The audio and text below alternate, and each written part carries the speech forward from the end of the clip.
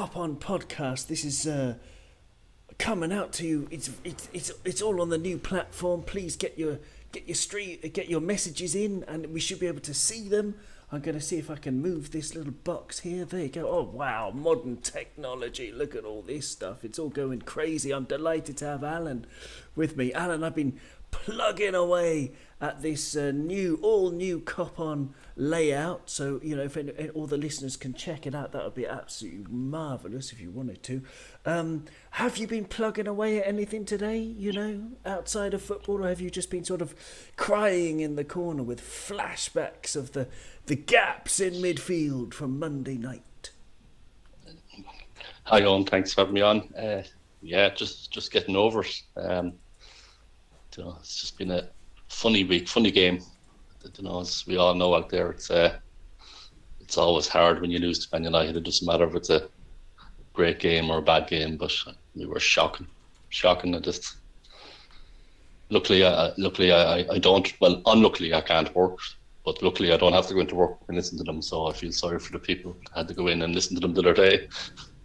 Well, yeah, exactly. I mean, there would have been lots of, taking of the mickey, extracting of the urine, going around all around the world because we were god awful. Let's go back to that game. Let's get into that game. The main things for me, the main problems. There were three of them mainly. I think the first one is the obvious one, and it's fatigue. Like, I honestly think that. Okay, we had 7 or 8 major injuries, plus people like Cade Gordon and Calvin Ramsey who are also out. But we're missing Jota, Ibu, Matip, etc., etc. You know who they are, and of course from our midfield, Naby and Ox, who we'll talk about later. So we're missing loads of players, but it's the fatigue that was a big problem. Number 2. Jordan Henderson starting in the 6, as you know, because we've spoken about it lots of times. I'm not a fan, and it showed exactly why on Monday night. But all you got to do is ask yourself: would Milner and or Henderson get into any of our rivals' teams? There's that. That's number 2, and number 3. If I can remember what I said. This morning when I was talking about this with one of my students, number 3 was the tactics. Yes, the tactics were all wrong because for one reason or another, maybe it was just indiscipline on behalf of especially Henderson and Milner, but the huge holes that there were in the midfield compared to how wide Diaz and Salah were, because they're our most dangerous players, and they spent most of the time hanging out in non-dangerous areas. So there you go. There's a few things you can pick up on, talk about, or you can talk about absolutely other things. Go talk about whatever you want, rant away. Oh, yeah, well, everything you said there is kind of right, spot on. Well, not in order, but your question about Henderson and Milner getting into any other top 6 team, no. And I think you're a big Henderson fan over the years. I wasn't, but I respected him for what he did, which was he was a workhorse. My best friend is an Arsenal fan. And 20 years ago, when the great Invincibles, people often said, "What's Ray Parlour doing in that team?" And Ray Parlour rechristened him the Headless Chicken because he was the one that just ran, tackled. And I always thought that's what Jordan was for us. He was the engine, the legs, the guy that was going to run his heart out in every game. But since last season, he just hasn't got it. Whether his age catching up with him or his legs starting to go. But like you said, people, last year when Genie left, the season before last, and then Henderson signed his new deal, lots of people were saying, "Oh, look at that, Henderson stays because he's better," or whatever. I think Genie had offers, Henderson didn't. And I think Henderson is happy in our team. So I don't think he got a big new contract. I think he probably just got an extension at the same wages. But I was delighted because I wanted him to become the new Milner. Joe, the guy that comes in, can fill in a few positions for the last half hour, 20 minutes, or a game here and there. But I feel sorry for him now because he's just hasn't got it, and the team around him is bad. Like, I don't know where the tactics were the other night, but when I've seen Henderson playing the 8, he wasn't that far forward. Where he was playing the 6 the other night, and he was the farthest forward I ever seen him. So I don't know. I can't even after a few days of thinking about it all, and I cannot put my finger on it, but there's something wrong. Like, maybe, like you said, it's fatigue. They need some fresh blood in there or something. But I just couldn't get the tactics the other night. I couldn't. And you're right, like the two boys were in the wings. Like, Diaz had a great game for the service he got and stuff, but he was getting the ball out in the wing on the touchline and trying to get in, make a difference, and he couldn't. So I just didn't get it. I just didn't get it. It's madness. I mean, I think, the myriad things that were wrong. I mean, tactically, you can switch it up, can't you? I mean, you can drill, positional play into your players, but what you can't do is get rid of the fatigue so easily. Gary Richards is in the chat. It's absolutely wonderful. I'm going to make this chat a little bit bigger. This is live chat coming in. Gary Richards says, tally ho, Owen. Liverpool must fix the problem. He always refers to himself as one, which is absolutely fabulous, Gary.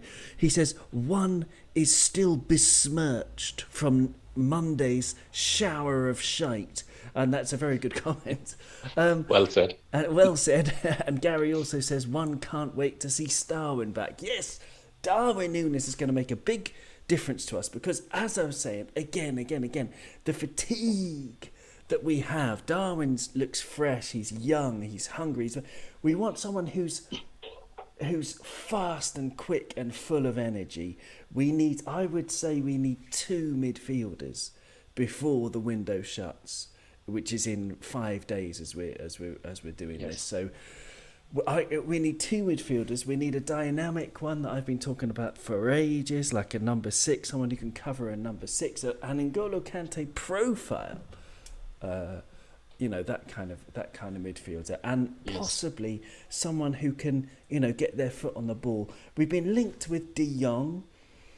Would he be some kind of solution for you, or one of them? Because I think you're in agreement with me. I think you agree that we need 2, don't you? Oh, yes, definitely we need 2. De Jong would be a great signing. I think, I like him.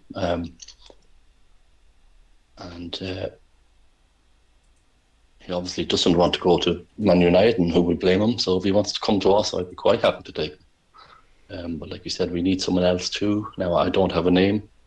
I don't know too many, but there's surely somebody out there that they've already scouted and are watching and stuff, so there must be. And I know we don't do it, and I know Jurgen is famous for saying he doesn't buy players just for the sake of it. He waits for the right player. But all the competitions we were in last year, how far we got in everything, we are totally wasted. And if FSG, who have no problem with, I like the way our club is run to an extent, but I did say before, and I say it again, they need to invest in one new player every season, whether they need him or not, for the next step. And I think FSG now should stump up money, even if it's a £30 million player from somewhere that's 29 or 30 and we get 2 years down. We need to stop this rot, because we all see how far it can go. If you start going down and down, it's hard to get back up. Our midfield, let's say Ox would have been gone this year if anyone would have bought him, I'd say. Naby, who I think is a world-class player in his day, even I've given up on him. He's just, if he's going to the match tomorrow, you'd be watching him getting off the bus in case he strains himself. It's not good enough for a team that's fighting in all positions to have players like that. And it's not criticism of Jurgen, because Jurgen is a very loyal to his players. I think maybe it's time he just got a little bit tough in a few of those players. Like, if there is an offer on the table for Naby that there's supposed to be, I would snap it. I think I'd rather play in a young player of 20 in his position if he's going to be there every week. It's gone beyond that. There's a few players there over the summer that we probably could have signed. Like, I know De Seaman went far into Tuchimani, but he wanted Madrid, so he went. But Liverpool don't only have one player; they always have two or three lined up. So whoever the second player is, go and get him now. I wonder, Gary Richards has a very good comment again. He said, did anyone see that Bobby was in defence the whole bloody time? I wonder if Bobby can actually move back there, like seriously. Because I think he's got all the attributes. But then, of course, we need to replace Bobby going forward. But, I think that's something that could work. And, Joe Flynn is in the house. Hello, Joe. Great to have you with us. He says, play Big Nat up front. Yes. Now, there's the solution. There's thinking outside the box and slamming one in from outside the box with your head. Excellent stuff. That's a really good idea. But no, I think maybe Bobby can move there. Because he's got all the attributes. He started as a defensive midfielder, of course. So that could be something. But I want to talk about individuals. I want to have a proper rant. Okay, even Alisson at the back. I mean, he wasn't very good for Rashford's goal. His positioning was all wrong. But I don't know if you can't really complain too much apart from that, which was the winning goal. But yeah, Trent is interesting one to talk about. I mean, we're going to start at right back, go through some of the team, if not all of them. I don't know if you've seen the video, have you, Alan, that went around of Trent for Jadon Sancho's goal? Because not only, I mean, very visibly, people will remember if you haven't seen this video, how they just played a 1-2 around him, and he was statuesque, like the Venus de Milo. And but if you actually keep watching what Trent does, he just sort of stops, and he just doesn't look like he even cares. He's just stopped, and he could have run across when like Milner did, ran across and chucked himself in front of the ball, which is exactly what you should do. Bravo, Jimmy Milner. For that, and Milner was shouting at Virgil as well, because Virgil was rubbish. We'll talk about him for that goal and maybe in general in the match. But Trent in that goal, he was walking. He barely even walked. He only decided to walk after a little while towards Jadon Sancho. But a fully committed player could easily have got there and blocked that shot, and it's very, very worrying. And you told me before we started that you're a little bit worried about Trent's body language. Is that right, Alan? Yeah, I thought this last season. I think halfway during the season we spoke about, people were talking about Trent going into midfield, and I think I said I started to agree with it, even though I didn't before, because he just doesn't look happy anymore. He doesn't. Let me say, I'm a big believer in body language and people, and at my age, you've seen it happen before. I don't know if Trent is slightly unhappy, he needs a new challenge, and I'd rather see him have a new challenge in our midfield than go somewhere else. But if you remember Trent, even 2 years ago, or last season, the year before last season, he was always happy. He'd make a run, you'd see him smiling, and you see him on these videos now where they're doing this mind, I don't know the name, but the thing in his head, and they help calculate his positions. They're doing it to all the players, but Trent apparently took to it very well. It's like, I don't know if it's a case that he's just unhappy, or that he's just so focused on being perfect that he's not actually enjoying his football.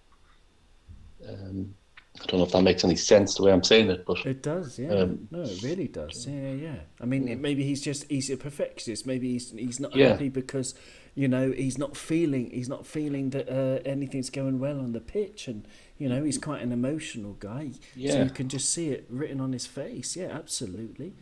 And then if he's exhausted, which I think all of them are, and he just doesn't have the energy. Certain times, it's going to affect him deeper. Like you said the other night, and we all know Trent had some problems in defending, like that ball against Fulham and stuff. That we all know that, but we've accepted it because he goes forward and that's his job. But the last few games, like you said, that goal there Monday night, it just didn't look like Trent. It just didn't. There was no reaction. There was no emotion even after it. So I don't know. I'm waffling on a bit now, but there's something not right in the camp. There's something. People are overtired, or there's something. And I think maybe a move to midfield when Ramsey comes back, maybe for a few small games, might re-energise him. But something, our whole back four needs a rest nearly. It's with him and Robbo as well. Yeah, totally. It does look that way, but I mean, we got rest the whole team. But no, absolutely. And we've got loads of comments coming in. Jack from Anfield Road TV is in the. He said, "I can jump on if there is space." I've just emailed you. Sent a link to WhatsApp. So if you want to come and join us, Jack, that would be absolutely lovely.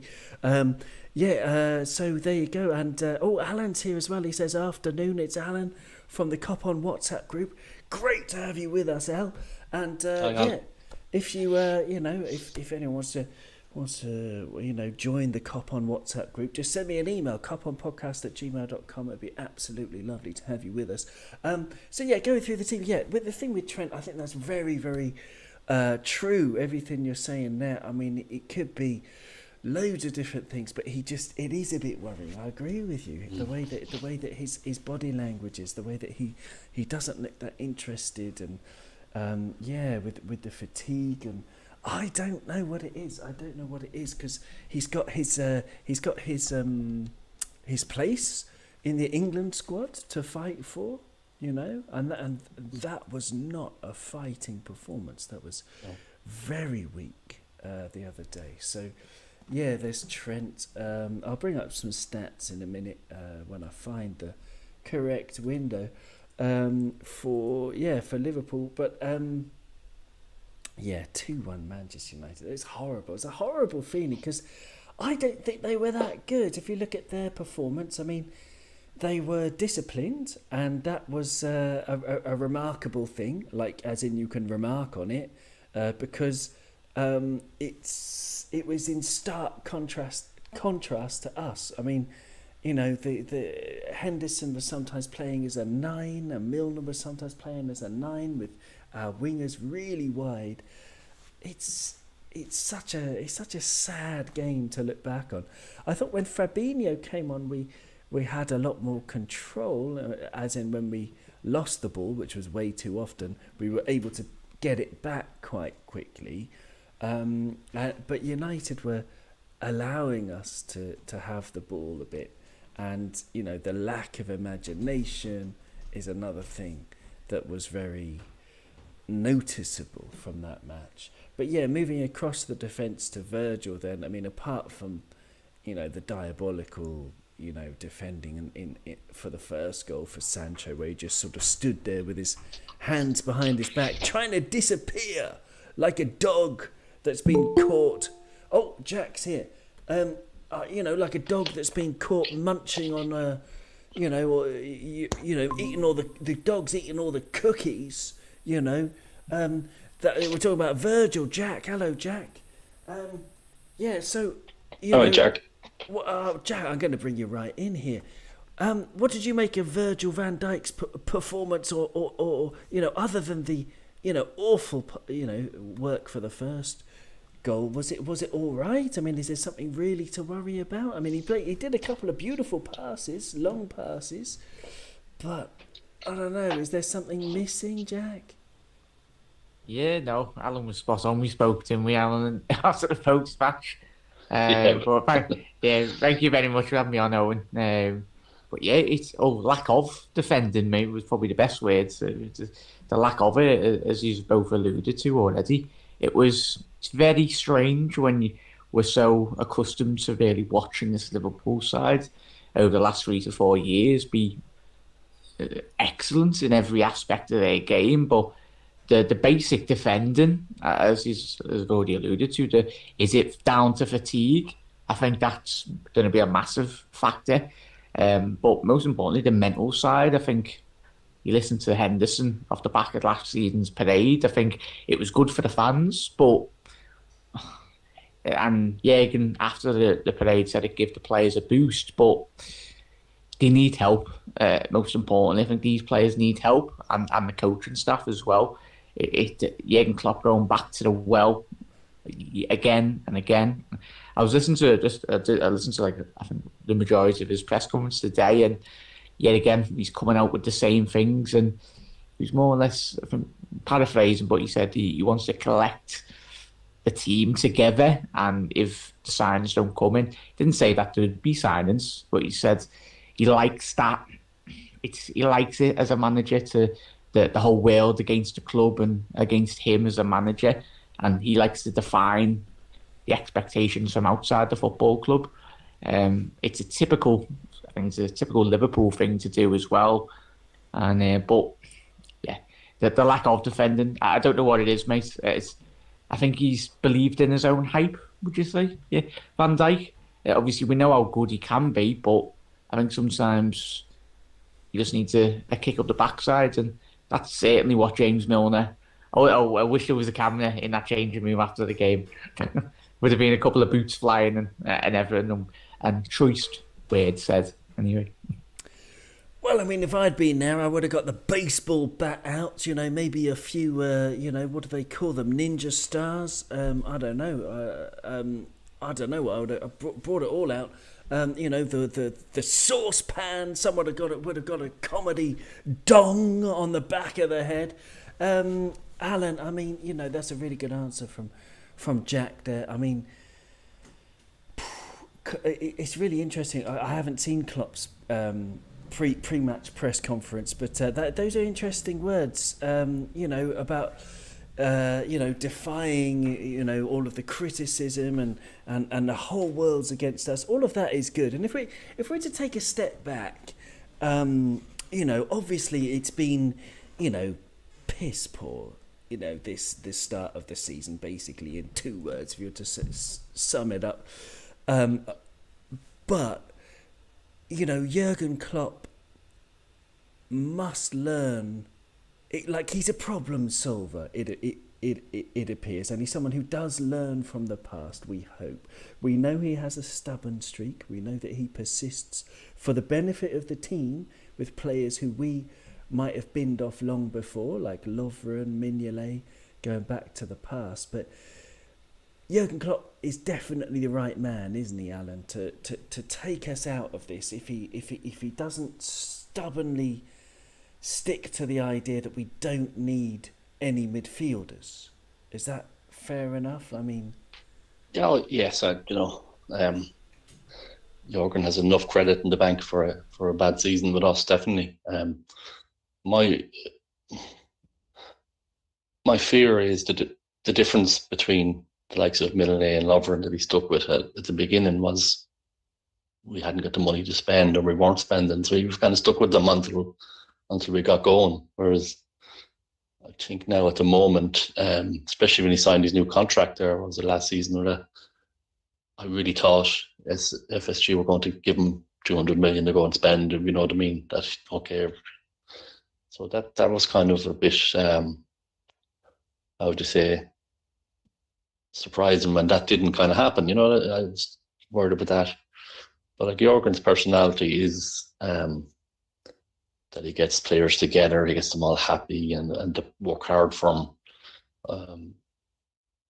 And no matter who you are in life, like I was supervisor or manager in a few jobs over my life, and I always had a happy crew, but there also comes a day when the crew lets you down and you have to just turn around and say, okay, it's time to kick some butt, and I think that's at the stage where he is. He has to just turn around and say, right, Naby, Ox, whatever, that's it, thanks very much, you have gone, and SFG just need to give him the money to buy 2 new midfielders, and prevent Jurgen from getting frustrated in the job, because like Jurgen is a man that values how would I say, he's old school like myself. He's honour and stuff, and if he feels that the players are not playing for him and he's lost the dressing room, that sort of way, he could walk away like he did in Dortmund. He could just say, okay, I've done my best. That'd be my fear, because he's too damn good of a manager to lose. So I'd hope SVSG opened a checkbook up now and buy 2 new midfielders, even if they're only 30-year-olds for 2 years. We need them now. We don't want to go on a big slump. Absolutely. Jurgen is still the man. Absolutely. I mean, it's a really good point, because he's there was the Dortmund director or chairman or owner, one of them, who said he would, in hindsight, rather have sacked the entire team in order to keep Jurgen Klopp, Jack. And that's something that we have to bear in mind, is that this huge disparity with Chamberlain and Keita injured. If we had players around 28 years old in our team in midfield, that would be fabulous, wouldn't it? But we need other things as well. I don't know. But there's 5 days left of the transfer window. Are you confident, Jack, we're going to actually bring anyone in? And if so, who would you like? It's mad. It's gonna be mad, isn't it, boys, and chat as well. It's a very volatile market, and that's the worst case we can be in. Like, if we were going to buy a house and we were going into a market that we didn't really necessarily, obviously we'll have the funds for, and we've got funds, as Alan's alluded to, over the great success we've had in recent years. But if we go in for a midfielder now, and if we did manage to get rid of 1 or 2 at the club, in terms of a Navigator or an Ox, I know Ox isn't going to go nowhere because he's quite content with his wages and he's injured currently, so he's sat on his backside at home. Happy days for him, but it's just a dangerous market. The way I've looked at it now, if Liverpool were to come into the market now for a midfielder, the price would go up 50% or even more in excess, because the percentage of quality world-class midfielders that would potentially come into Liverpool's midfield, we're looking at 2, 3, 4 midfielders in the whole of Europe.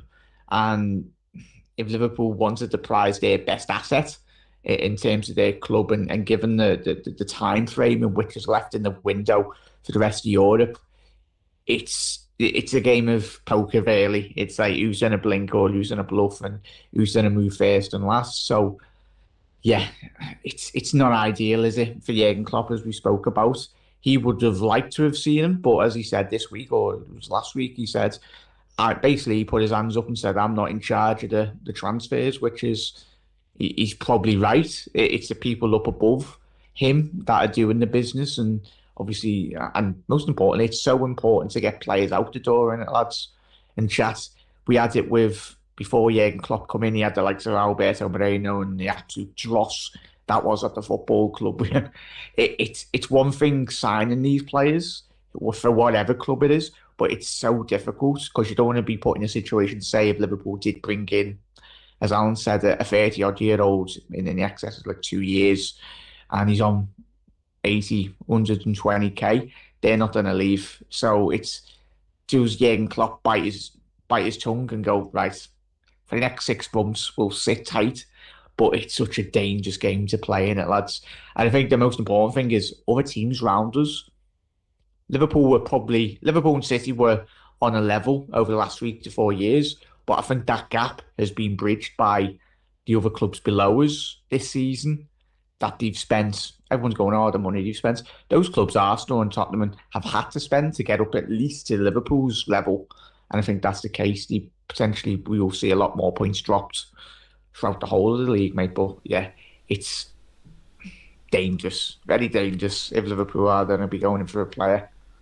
It's a really good point about the market and market factors, and how loads of clubs will know that Liverpool really want to sign a midfielder, so they put the price up. On that, Alan, I mean, I would say, to counter that, you could give Liverpool a budget of I don't know, for one midfielder, 35 million, let's be optimistic. FSG say, okay, yeah, you've got 35 million, so you can call around tons of clubs. I would say for that money, you could just say to a club, I'll give you 35 million. That's the price that came to my mind, because that's the price that is rumoured for Conor Gallagher, which would seem an absolute bargain for me. But I reckon you'll be able to get someone who's like 21, 22 years old with a lot of scope. It doesn't have to be, like Jack was saying, that it doesn't. We have to get a world-class midfielder, like, you know, people at the top of the transfer pyramid. I would say we can get someone from the rung down that would still improve us greatly for 35 million, and you just say take it or leave it. And I reckon we could identify maybe 15 or 20 midfielders across Europe who could improve us. And that's what we could do tactically, is just say, look, this is it, final offer. Are you going to sell him to us or not? And then if you're a club in France, if you're a club in Portugal, if you're a club in Spain, 35 million is a ton of money, especially with today's exchange rate. So, you know, they might be well up for that. What do you reckon, Alan? Yeah, I agree with you 100%. And we need a player like that, because I think the whole world seems to think we're going after Jude Bellingham next year, and that's fine. He's a good player, and I'd like to see him at the club. But as you're saying there, it's not. We don't need just one. We need 2 or 3 midfielders, and a player of that in that tier. If you put, like you said, if you put in an offer for a fairly good player, and that player wants to come to Liverpool, he can make the move happen. It's not just that the club can say, "Oh no, we want 50 million." Certain players out there that would jump at the chance to play for us. So, Conor Gallagher, 35 million, is that rumoured? I would snap him up. I would snap him up in the morning. He's a sensational player and going to get better. But there's surely 1 or 2 more like him as well around, like you said, in France or somewhere. But yes, we don't just need a one player. We need a couple of players in midfield. Yeah. I mean, I think they are there, Jack. I think they are there. I mean, of course, we only watch the football that we watch.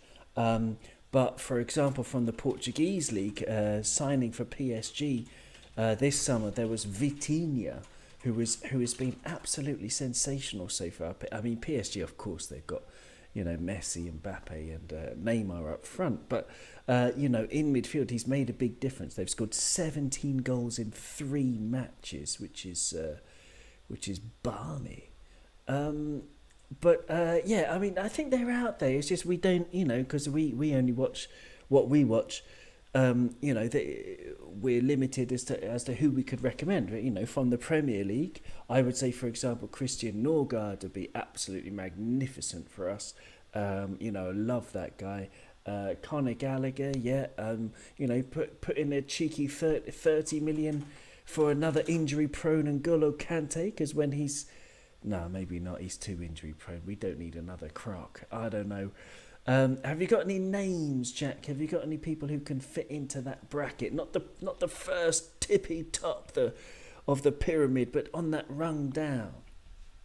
Yeah, you have both watched me videos for the last couple of years and chat as well. My main man would be Barella, but yet again, he's just signed a new deal. I think he predominantly plays on that right-hand side of the midfield three for Inter as well. So for me, he's more suited, especially in the Inter Milan system, in terms of how far up their fullbacks, especially Dumfries. Did you play with attacking fullbacks? And that's exactly what Liverpool do. And he preoccupies the defensive space, and his ball recoveries are quite good. But yet again, he is, for me, I'd be going for him ahead of Bellingham. Obviously, he's got an Inter. Recently, they had financial issues, but I'm not too sure in terms of how best placed they are currently. But for me, he fits the perfect model for Liverpool. I think he's about 25, 26.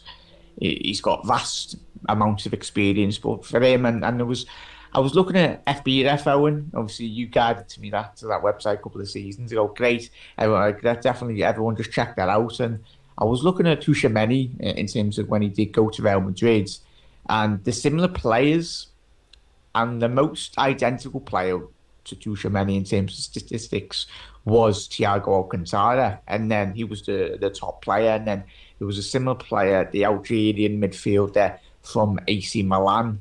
He's predominantly a left footer. Benacer, I think it's Benacer or something in relate to that, but his stats are quite good. But as you said, gents, it's going to be, there's a lot of names, and Liverpool predominantly, when we got Salah and Mane, they weren't number one target on our board, were they? I think Jurgen Klopp was quoted a couple of seasons ago saying they were like third or fourth choice. So similar with the midfielders, boys. Even if we can't get our number one target, and even a Paulinho, I don't know how he's the lad that absolutely bossed us on the first weekend of the Premier League. Yeah, the lad brilliant. that went to absolutely. He's gone to Fulham. Yeah. Yeah, I love him as a player, but I think he's one of them that slipped under the net for a lot of clubs. But yeah, even a player like that. But as I said, boys, and if at the end of the day we could be ended up playing a Brexit midfielder, James Milner, Jay Speeden, and Jordan Henderson in a couple of weeks, if everything everything doesn't go to plan. Ray Houghton's still around, isn't he? You can bring him back. Get Jan Moby. I think he can do a better job than certain players. He definitely do a better job. Jan Moby are more available than Naby Keita at this rate, even at the age of 50. Maybe. There's a great comments coming in. Yeah, of course is in the chat. Hello, yeah, of course. He says, I believe it's a case of Jurgen being too good at his job for his own good. He's met every expectation and often exceeded them, working within the financial parameters. Hence, no additional funds or financial perimeters even, which is a nice way of phrasing it. Yeah, I mean, in that case, it would be up to Jurgen to insist this time that, he gets some additional funds, because he's been so good with the, saving. Of course, our net spend is something around about £320 million less than Manchester City. So, if you think about that as 40 million players, £40 million players, that would be nice to bring in before the window goes. But of course we can't compete with them. But you would hope that we could get Jurgen could say, I need 80 million before the end of the window. I mean, FSG, he's clearly made more than that over his time with us. Gary Richards says, what's stopping Liverpool going to Inter with money and Naby Keita? I mean, that's a really good question. I don't know what's stopping us, Gary. If we were in charge, we'd be there. We'd have an Italian ice cream sitting on the Piazza del Duomo as we speak, waiting for a phone call from Inter's sporting director. Absolutely. Of course, says Inter. Not, the reason is that Inter aren't interested in Naby. Yes, that could be the case. Aid D is in the house. Hello, Aid. He says, just a few months ago, many people were saying it was maybe the best Liverpool team ever. Now, with all the injuries, we are all panicking. We can't have unending cover for everyone. Trust Jurgen. Now, that's a really interesting comment. Thanks, Aid. Alan, I mean, there is the fact that we dislike Manchester United. You could say hate, but it's not the same level of hate as it is that we have for other things that we do actually genuinely hate. It's only football, so I'm going to say dislike. We dislike Manchester United. We especially hate losing to them in that, especially in the way that we did lose to them. So, is there a way that all of us fans, because of the disappointment, are overreacting a little bit? And as Aid says, we're all panicking. We need to chill out. We need a bit of perspective. Just trust Jurgen. Have a chill out. If you can't be in the Piazza del Duomo, you can go and get your own Italian ice cream, sit outside, enjoy the fresh air. What do you reckon, Alan? Are we all just panicking too much? Well, personally, I don't think so, because I panicked at the first game.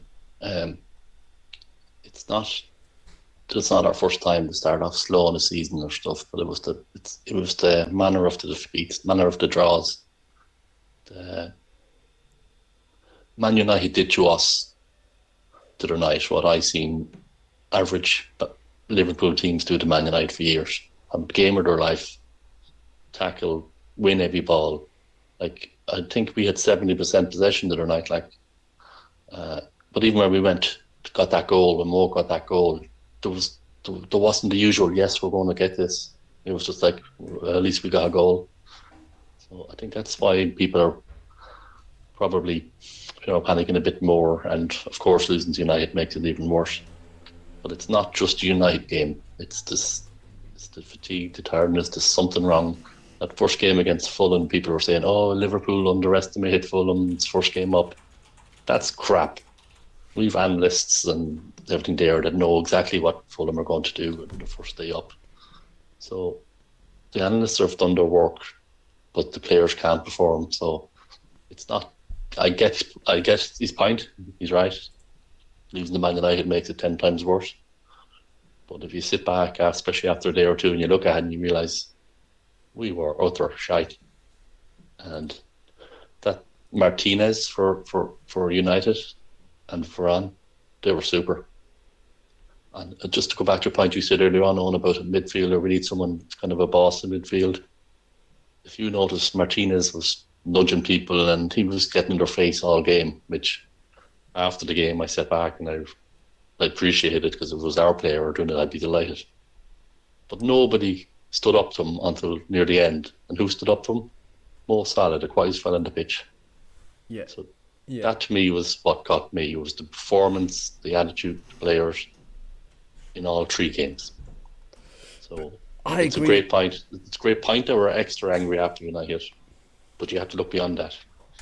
I hoped it was that we had underestimated them against Fulham. I hoped it was that, but no. I mean, it was clear we were just undercooked. We're just not ready. It's like I don't know if you've ever taken something out of the oven, Jack, and it's just it's still, there's nothing crispy there. It's all just a floppy mess, a sloppy floppy mess.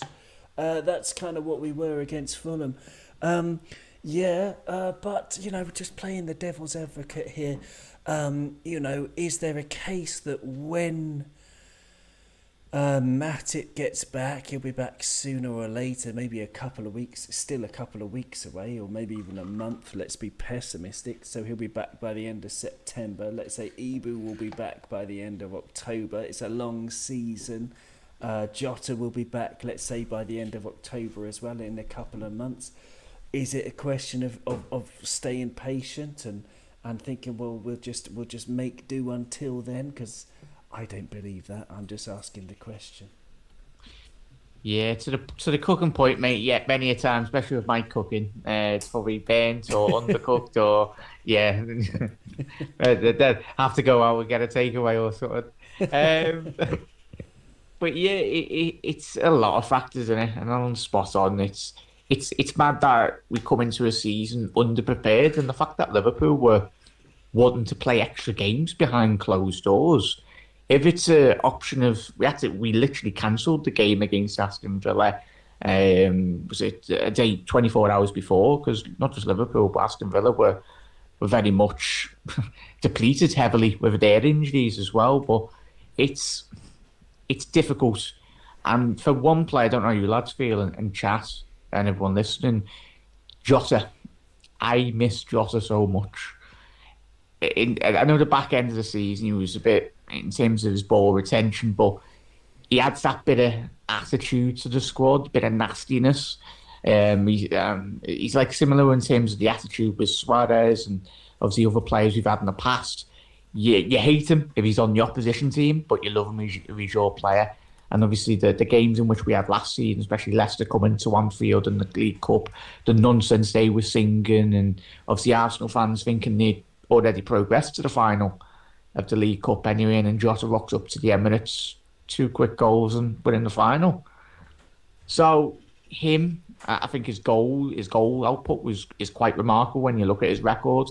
It's like in excess of 45 goal contributions and 50 odd games for Liverpool, which is quite ridiculous when you analyse that and look at the numbers. Him and Salah, especially when we have lost Sadio Mane, I think Mane scored 4 or 5 goals already, and it's easy. The Bundesliga, it wouldn't surprise me if he breaks Robert Lewandowski's record that he got last year anyway, because he is one of the best players on the planet, Mane, and he'll complement the German league so much. But I look at it, and Liverpool haven't. Yes, we brought in Darwin Núñez, didn't help when he threw an head or whatnot, whatever he done. It's Liverpool's goals this season. It's all right, one aspect of Liverpool's game when we are conceding goals. Well, that's not all right, but when you look at it, just Liverpool at the minute, we don't look like scoring goals. And that's a scary point. I think I went to the game on Monday against Palace a couple of weeks ago, and we got the ball out wide, and there was about 5-6 players making the same run into the box. There's no one showing to feet coming to the ball, trying to drag out a midfield or a centre half. And I think if that's the same case, when we get to like 25 minutes into the first half, hopefully we blitz Bournemouth. But we've got to think of it, if we get to half time 0-0 again, it's going to be same thing all over again. Hopefully that's not the case. And even set pieces, boys, we don't look like scoring a set piece for the days. It could be like we could have been in that Man United game, just keep on whipping in balls. It's almost like, I don't know, let's feel. You look at it and go, when you watch on Match of the Day or whatnot, if you watch a game at the weekend, teams that actually, I know Liverpool scored, I think it was the second amount of set pieces last season, which is mad, but this season it's very strange. There's a lot of different strange things going on, but set pieces, don't know how you lads feel. We don't look like scoring. It's a really good point. Yeah, we don't look like scoring in any which way. Like, yeah, you're absolutely right. The lack of, invention, the lack of movement at times, giving the ball away. I mean, I was speaking to someone this morning who works with Liga, and he said he watched the last 20 minutes of it, and he was shocked at the lack of technical skill. That's how he phrased it. The lack of technical skill from Liverpool. And in terms of creating chances, taking chances, Jota, we've missed him a lot. Gary Richards in the chat asks, when is Jota fit? That's a great question, Gary Richards, and I wish that our journalists would just say when are they fit. They never do in the press conferences, and all this stuff about, well, Klopp likes to keep his cards close to his chest. That's bollocks. They just don't ask him the right questions. They say, when is Jota back? Then Klopp would say, oh, I don't know, maybe, we're looking at between 2 and 5 weeks, but I don't want to put a time limit on it. He'll answer the question if you ask him, and just say, when can we, is he back by the end of October, for example? Who knows? This is Anfield.com, I just looked up. There was a story from August the 2nd saying he might be back in 2 weeks. So obviously that's been and gone. I don't know. But in terms of attacking, Alan, Harvey Elliott tried a few lovely little passes. Mo Salah ended up with 4 key passes, the most in our team, despite being stuck out wide. Mo Salah's ball retention was awful, though, 67%, where he can get up to 86, 87% when he's at his best, so 20% below his best. And he was probably our best player, Going forward, Luis Diaz, his beautiful goal in the game before, the equaliser, was just a solo effort. The patterns of play aren't there. Is that just because we're missing Thiago, who's opens everything up? Is it because both of our fullbacks are knackered? Andy Robertson you wanted to talk about, didn't you, Alan? I don't know. Talk about the anything you want. Yeah, well, it's a good point because, let's say Trent. Trent is normally one of our most influential players, coming up the wing, putting in good crosses. Even him, not just in this game, but particularly in this game, he was hitting wild crosses that were going way too far, across the box, out for corner, for kickouts. So tactically, our tactical play wasn't great. Thiago is going to be missed in any team, but it was more than that. Like, even even to go back to Mo Salah. Mo Salah was the most dangerous player when he got the ball. Like you said, he'd 4 key passes or whatever. But we couldn't get the ball to him. And when we did get the ball to him, so Mo sometimes gets the ball out in that wing and he turns back and there's someone there to pass it back to or take a second ball. They weren't there. The pattern of play in midfield, as we said earlier on, Henderson was farther up the pitch than Bobby most of the game and he was supposed to be in the 6. So just tactically the whole game just seemed to fall apart. Again, Robbo, yes, I would like to talk about Robbo because if anyone remembers listening to our first show last season, a few of us said that Robbo needed a rest. That Tsimikas has played great in the pre-season. Now we can rest Robbo. It didn't happen enough. And I think Robbo looks exhausted. He does. Tsimikas to me is a better crosser of the ball. He's a better player up front, that way. It's Robbo's energy up and down, get to the line, put the ball in low across the box. That's what he does, but he's struggling to do it. Fatigue. Personally, I think Tsimikas needs to start the next few games. Not only to give Robbo a rest, it can also regenerate a player. Get a bit of anger in them, get a bit of, I'm an Irish fan, obviously. I remember the World Cup in 1994 in America when Ray Houghton was dropped by Jack Charlton, and Jack Charlton was saying things like, oh, he's not playing, he's not great, he hasn't been training well. Brings him on first game against Italy and scores a cracker. And said after the game, I was so angry with Jack Charlton, that's how I played so well. So I think something like that needs to happen to a few of these players. That nothing against Robbo, love him to bits. But if you know you're playing every week as well, it does, after a while, you don't put in the performance or you don't push that extra mile or that extra bit in training. So the rest were doing good. It gives Tsimikas more game time and it would get Robbo a little bit more fighting for his position. It's a great... And there's a few players across the pitch like that, that need to know they're not on the pitch guaranteed every week. Yeah, it's a great answer. I would say that, and it takes a toll. That's why they're knackered as well. But no, the competition for places is a really good point. I think part of last season, we lost a bit of intensity towards the end of the season as fatigue did kick in. But you could see, for example, between Mane and Luis Diaz, they were really trying their guts out because they knew Mane moved into the middle and was absolutely amazing, but they knew that once Jota was back that maybe they would lose their place, and Exactly. it really helped those two. On the other hand, on the flip side, it didn't help Jota, in my opinion, because he lost some of his confidence when Luis Diaz came in, because he was like, oh my God, look how good that guy is. I'm never going to play again. It seemed that way. Anyway, but I don't know. I mean, we've got great comments coming in all the time. Gary says, where do Liverpool go from here? Jack, we're going to Bournemouth, or Bournemouth are coming to Anfield. Are you going to be there? Are you going to be at Anfield? I was meant to be going, but obviously doing a watch along, mate. Okay. It's the perfect, and don't clip me, anyone. Everyone's been saying tentatively, really. Ideally on paper, it looks like the perfect game, but it could flip on its head very quickly. Easily, it could flip on its head massively. Yeah, but we're fans, aren't we? Most importantly, fairmost, and we've watched a lot of football in our time, and results, you never know, and especially with Palace. Palace going back to the Etihad. I think they took 4 points off Manchester City last season, and probably City will probably most likely rock up to the Etihad before they're up in the first 20 minutes, but we can only hope.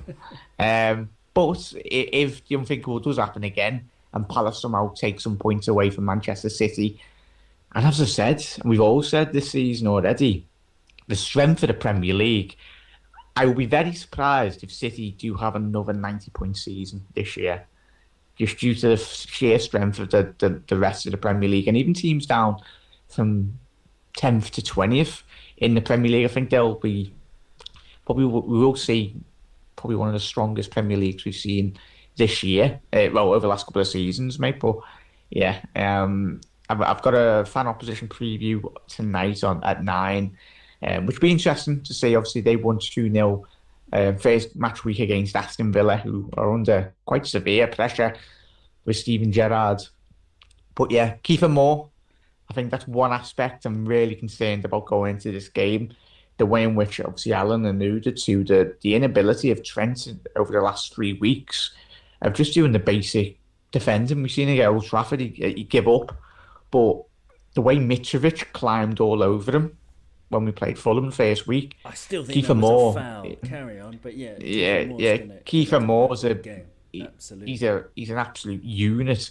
And the way teams will be going to playing up against Liverpool in the coming weeks, it's going to be a madness of a schedule, but teams will be identifying, and they have done over the last 3 weeks of this Premier League for Liverpool. And Jurgen and the tactical team need to identify a plan of action, either a B, C, and D. And we spoke about Alan and you right before the come on. Obviously, the Liverpool need a plan for the unthinkable in terms of, but they didn't look like a plan at all against Manchester United. And it was like, what are you doing? But the most important thing going into tomorrow's game is we need to be winning the first ball, the second ball, third and fourth ball. The intensity needs to be there from the absolute outset. We've seen that kind of against Palace, but then we got frustrated. The crowd didn't get frustrated. The crowd will be getting behind the lads today, and obviously everyone watching and listening around the world tomorrow. It's up to the players, most importantly. They need to put in a performance that warrants the crowd. Even if it's a slide tackle or a barge or something, just give us something to go off. But in the last 3 weekends, we've had nothing. And I was speaking to a couple of mates that went to Old Trafford. They were disappointed, man. The performance, it was like, and especially against that opposition. And it wouldn't surprise me if United get beat. I think they're on the first game tomorrow, midweek. Who are they playing? I don't even know. Southampton, of all teams. And I swear, if Southampton and Ralph Rangnick turn up playing Man United and get 3 points, that'd just be typical Premier League. But yeah, mate. I can't see that. But no, focusing on our game, I mean, yeah. I don't know. You can look at the history books. You could say Liverpool have won each of their last 6 Premier League games against Bournemouth by an aggregate score of 19-1. So that's averaging more than 3 goals a game. Bournemouth have lost 7 of their 8 away games against Liverpool in all competitions. That's in all time. They've only played 8 games at Anfield. They've lost 7 of them and drawn 1. But they drew that against Jurgen Klopp back in 2017. That was a 2-2 draw at Anfield in the Premier League. I don't remember that, to be honest. I don't remember what happened yesterday. They played in midweek. They played against Norwich. They drew 2-2, but they won on penalties in the Carabao Cup to qualify for the next round. They have played 3 league games. They won their first league game at home at Dean Court, I believe they play. And it was 2-0 against Steven Gerrard's Aston Villa. Fantastic result for them. They followed that up with a 4-0 hammering by Manchester City. And then a 3-0 defeat to Arsenal, where at times they were shambolic. But I don't put any what's the word? I don't put any value on history at this point, Alan, because I think we just need to find a way. I'm not even looking for us to be fully up to speed at all, but just more up to speed. What are your expectations going into tomorrow from us? I mean, do you think we can suddenly rediscover our fire, or is it just like, anything will do, or 1-0, whatever? Yeah, well, I think we can rediscover it, but we need to do it in the first 5 minutes. Not, that's been our problem this season. We all know we usually start games and put the other team under pressure, and It's just not happening this year. Even to go back to the Man United game, I think that's probably one of the most frustrating parts of it for fans was City messed up. We had a chance to go and gain a few points. I think that's probably what really upset us. But it was the no fight that got me. So against Bournemouth, we need to go out and we need to pin them back and score an early goal or two and get our confidence back. But if you're Bournemouth, with all like you said, I don't believe in history. Records are meant to be broken, and stats and things sometimes are put out there, and the reason they are stats is because they can be broken. Bournemouth are not coming this year afraid of us, afraid of getting a trouncing. They're coming thinking, well, these are playing bad. We can get something here. So what I want to see is us pinning them back for the first 15 minutes like we normally do. Put them under so much pressure that we tire them out early and we get a goal. And then I'll say, yes, we're coming back. But if I see the same lackluster performance for the first 10, 15 minutes, that's really worrying for me. I'm also a big believer as in you don't change a winning team. We're not winning now, we need to change the team. Let's get into that. Let's get into it. It's a really good point. Yeah, we do need to change. We need to change things. If he starts with Henderson in the 6 again and Milner next to him, I mean, I don't mind if Milner plays, alongside Fabinho. I don't mind, or even Henderson plays alongside Fabinho, given our injury crisis. But it's we need to do something. I mean, what are we going to do, Jack? Stop me when you want to when you disagree. Basically, what my team would obviously be Ali in goal, Alisson, Ramesses, Becker, and right back. You got to play Trent. Calvin Ramsey's not fit. Joe Gomez could play there if we had other centre backs, but we don't have other centre backs. So. Yeah, I mean, I'm not playing Milner at right back. No, so Trent, I mean, as awful as he was against United, and I think he deserves to be dropped, I'm playing Trent. I'm playing Joe Gomez because we've got no one else to partner Virgil. Big Virg is also at the back. Costas, as we said, has got to get a chance. Tsimikas. And then in midfield, Fabinho, first name on the team sheet for me, number 6 role. Either side of him. It's interesting how Aids says in the chat, he said, I would definitely like to see Elliott and Carvalho start in the midfield together. I would do that. I'd put them either side of Fabinho. And yes, if Bournemouth end up dominating the midfield physically, then we'd have to take one of them off maybe at half time, which might not work very well for their confidence, but I would start both of them, and then up front, we don't have much choice, do we? So it's got to be Diaz, Firmino, and I know what I'd do. Firmino and during the match, and Carvalho could switch places. So Firmino could drop into midfield. Oh, that's what Alan's written down. He's just showing his. Alan's got his tactics board there. Go ahead, Alan. Exactly. You stole my thunder. Sorry. So that's what I would do. And then obviously Mo, the magic man, on the right of the attack. But tactically, they've got to be more infield. Diaz and Mo Salah. They've got to come infield. And the overlapping runs from the fullbacks have got to be wide. I don't want any more of this. I don't know. What do you reckon, Jack? Do you agree with all of that? Yeah, I'd go with that, mate. And obviously, Alan's got his. Quickly get to his lineup in a little second, mate. Yeah, I'd go with Carvalho. I wanted to see Carvalho play in the midfield. I know predominantly in pre-season, and obviously he's a number 10 at his time at Fulham. Obviously a player that can play behind the striker. Firmino will play because we've got no one unless one of us 3 plays up front for Liverpool. We'd much definitely play a bit more higher than Bobby did on Monday. But yeah, I'd go with Carvalho, and at the end of the day, you're playing at home. You've got to be expressive. Yes, it might potentially leave us a bit more exposed, which it would do. But at the end of the day, we haven't got a Tchouaméni. We haven't got a Henderson from Chouameni. We haven't got a Jordan Henderson from 6 years ago when he had his engine that's seen as he drive on. Milner, God bless him, he's a Benjamin Button of football.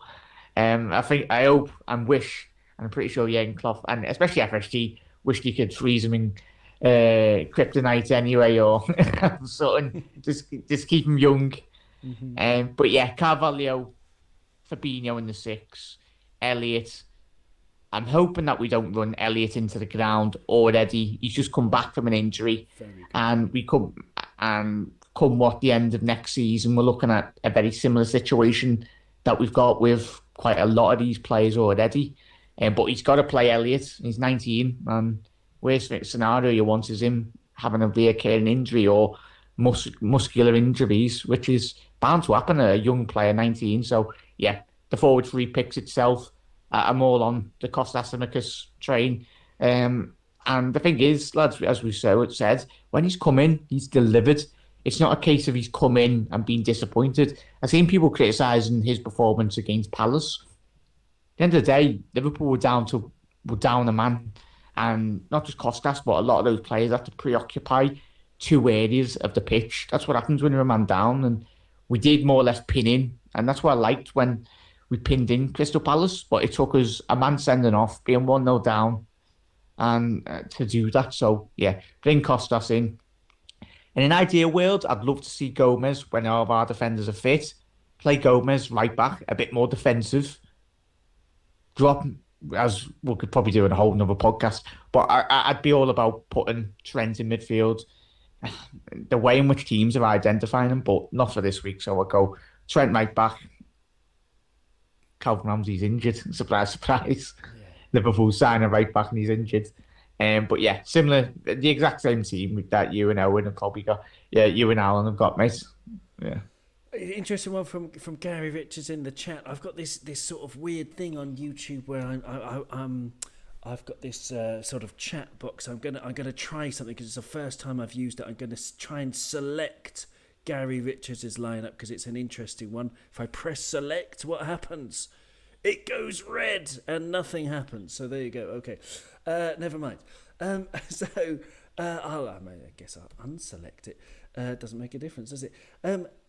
Alan, Gary Richards reckons the same back 5 as we were going for, but then in midfield he would go with Elliott, Carvalho and Bajcetic in the middle, which is interesting. And then up front, Mo Salah, Bobby Clark and Luis Diaz. So Gary Richards has had enough of Bobby Firmino. He's had enough of Fabinho. Would you risk either Bajcetic or Bobby Clark from the start? Could be interesting. Well, going by the team we picked, I wouldn't put him in because you'd have Carvalho and Harvey that are young players. So that'd be 3 young players. So for that reason, I wouldn't put him in at the start anyway. But I can see introducing them a bit more into the games because like Fabinho can't finish games. So it's not a bad shout, but not with the other 2 young midfielders. Yeah, okay, I would agree with that. Go on. Yeah. Bobby Clark, I wouldn't be throwing him in. I'd definitely give him a few minutes in a few games and build him up, but I don't know enough about him, to be honest. But I think, like we said there with Firmino and Carvalho, I think Firmino can be in there holding up the ball, but he can step back into the midfield and let Carvalho come forward. So I think that's a great option. I think that's what we should try this week. I think Bobby got a lot of criticism the other night as well. And we all know that the false number 9 is nearly gone now. I think that's why we bought Darwin as well. Our false number 9 position is gone, but Bobby was very deep the other night. But Bobby follows instructions. Bobby was deep because he was told to be deep. So I wouldn't be too hard on him for that. But yeah, definitely, like you said, Bobby and Carvalho switching positions when Carvalho goes forward would be ideal for me. And just go out and beat them. Just go out with that attitude and beat them. Anything any kind of win would be lovely. Aid's got a really interesting idea, but before that, Glasgow Red Chats. John is here. Hello, John from Glasgow Red Chats. Give John a follow. He's got an interesting idea as well. Very interesting idea, Jack, because he reckons that Ali in goal, put Gomez at right back, and Nat Phillips, who, you know, even though we talked about him earlier, slipped my mind. Because, you know, if you're going to combat Kiefer Moore, Nat Phillips is your man. And then VVD and Tsimikas on the left. And then in midfield, John's going Fabinho, Hendo and Carvalho. And then up front, he's saying Diaz, Salah in the middle, and Elliott out wide. That's an interesting one. What do you reckon of that lineup, Jack? Yeah, I'd do that, but we spoke about injuries and how to please at Liverpool. I'd rather have a centre back on the bench just in case, because you never know if Van Dijk or would be left in a very bad predicament in relation to obviously no Matip. So for me, I'd keep a centre back on the bench. I think against a better opposition potentially, but I'd rather, when we've seen against Palace, God help Nat Phillips. If he had some pace about him, he'd be probably one of the best centre backs in Europe. But he's got a lot of limitations to his game, and he tries his best. But I suppose you probably could play Nat Phillips against Bournemouth, given that they have not got a lot. Yeah, not got a lot of pacey players, for example. Obviously, but yeah, I'd just keep Gomez on, mate, because we've seen that against Palace. We tried that. We started with Nat Phillips, and then we went 1-0 down, and then we changed it. So I don't want Jürgen to be messing about with centre halves. The most important thing is messing about with your attackers and your midfielders if it isn't going wrong. But there's not a lot of a plethora really of options. I think the only two options against Man United were Carvalho off the bench and Costa Tsimikas being a left back, which is really concerning. We just need players back. But Jürgen's, as Alan alluded to, he's got to deal with what he's dealt with, to deal with the cards in which he's been dealt. I like it. The casino analogies are coming out. Yeah, very good. Very good. I like it.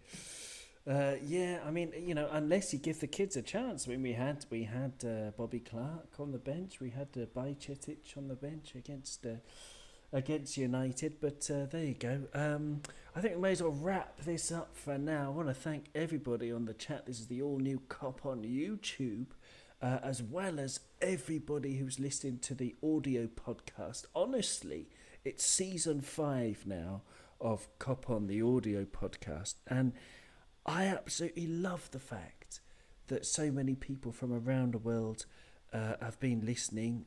Please, if you can, share Cop On. If you can, subscribe. Although we've just started on YouTube, we've got 210 subscribers, which is really, really great. Appreciate all of you. But our goal is to get 1,000. So if you can, you know, push it up towards 1,000, that would be really cool. And otherwise, yeah, soon I'll be speaking to someone from Mick Cronin Appeal. He'll come and tell you all about that. Who's someone who's raising money to, I believe, go away for an operation. As I remember, I can't remember. I think that was it. Someone who needs an operation. But well, I'll give you a lot more details on that soon. Which is, you know, if you can give something to a good cause, then do that. You know, that's something that's always nice to do. We like to do that. Anyway, thank you to everybody. Have you ever had food poisoning, Alan? Because I had food poisoning about 10 days ago. I put some, it's supposed to be extra mature cheddar cheese, but it was extra mature, if you know what I mean. And I smelled it, and it smelled a bit mad, and I thought, well, I'll take the risk. I regretted it, and I spent hours and hours, like, you know, you feel your blood has been poisoned, and I was, you know, ejecting all manner of interior fluids outside through any kind of orifice. It was absolutely disgusting. I don't know if you ever had food poisoning, Alan, but I would prefer to have another cheddar cheese nightmare than lose against Bournemouth. What can you say? What would you? I mean, would you rather get a kick in the teeth or lose to Bournemouth? I don't know. Well, first of all, I have had food poisoning and it's horrible. You brought back a memory when I was about 14. I got food poisoning and I hadn't ate in about 2 days. And like you said, it was coming out of everywhere. But my mother's roast potatoes are the best in the world. And on the Sunday, I never forget, promising I was feeling better. And she brought up, I was still in bed, she brought up the dinner to me. And I threw the 2 roast potatoes down me as quick as I could because I knew they were coming back up. So thanks, Mammy. But yeah. Will I take it that over losing? Yeah, I probably would. Okay, you get back to bed. Okay. I'd go back to bed, yeah, I'd over losing again. Yeah, we need to get going. Yeah. Oh dear. Definitely. And what about you, Jack? Have you ever had Yeah, food? no, I've never had it, but it's one of the worst feelings I think of is watching Liverpool lose games of football. It just wrecks your week, doesn't it? Like the last 3 weeks, and you got Man United fans crawling out the cobwebs as well. Every angle, it's like, where have you been for the last 2-3 years? But let them enjoy their week. Come on, the Saints as well. But yeah, I'd say food poison over as long as it meant Liverpool getting 3 points, guys. As long as the Reds get 3 points, that's the most important thing this week, right? Exactly, it really is. And what's going on with Anfield Road TV, Jack, these days? Yeah. Thank you very much, Owen, for having me on. It's great to speak to Alan, obviously all the listeners and watchers. Please do head over to the Cop On podcast as well. Subscribe to obviously Owen's channel. He's doing amazing work over the last, not just this season, but over the last couple of seasons. But yeah, Anfield Road TV. We've got the Rival Point of View show at 9 p.m. tonight. That will be on Facebook and YouTube, and it will be available on podcast form a bit later as well. But yeah, and then we've got the watch along tomorrow. Yeah, hopefully I'm not watching another Liverpool defeat, but we'll find out tomorrow. Come 4 o'clock, we'll see where we are. But thank you, Owen, for having me on, and everyone, and Alan. Have a lovely. Hopefully the Reds can put a big positive and a big spring in our step this weekend. But cheers, mate. We need it. We need it. We need the finest aged Conte, and not that stinky cheddar that I had 10 days ago. Great to have everybody in the chat as well. If you want to follow us on YouTube, you can. That's absolutely wonderful stuff. And Glasgow Red Chats, John, we'll leave the final word with him. He said, I'd rather a kick in the balls than to lose this game. And I couldn't agree more. Thank you very much, everybody. It's been an absolute pleasure. Thank you very much. We'll speak to you soon. You'll never walk alone. Thank you.